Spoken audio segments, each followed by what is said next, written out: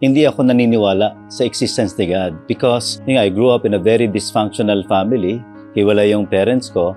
And at the same time, ang father ko was verbally and physically abusive. So, I got into drugs at a very young age. Naglabas-pasok ako sa kulungan. Ang dami kong aksidenteng inabot. And then, naging very violent yung aking buhay. My wife, si Dawn, she started to have an intimate or very close relationship with God. Noong year 2000, na-involve ulit ako sa panibagong kaso. So, I ended up staying with Dawn.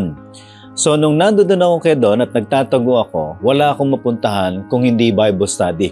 So, si Dawn shared to me the gospel, in-invite niya ako sa Bible study until I started joining her sa Sunday service. Pero ang pinaka turning point ng buhay ko ay yung Dawn Watch. So, I started praying from the heart. Sabi ko, Lord, kung totoo ka, tulungan mo naman ako kasi pagod na ako. Alam nyo, yung prayer pala na yon is an act of surrender and brokenness before God. Kasi inamin ko na wala na akong ibang mapupuntahan kung hindi si God.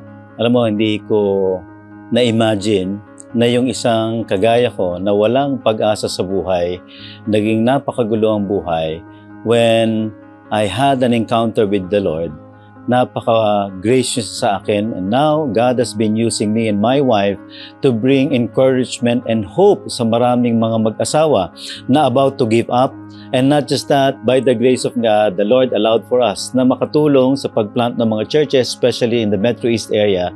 And isa sa very close to my heart ay yung tulong tayo, na nakakatulong tayo hindi lang sa Metro Manila but all over the Philippines para abutin natin yung mga kababayan natin na nasasalanta ng iba't ibang kalamidad. And hindi lamang yon, meron na tayong community development na nagiging way para iangat yung pamumuhay ng ating mga kababayan. Yun na realize ko, there are no limits to where God's faithfulness will take you.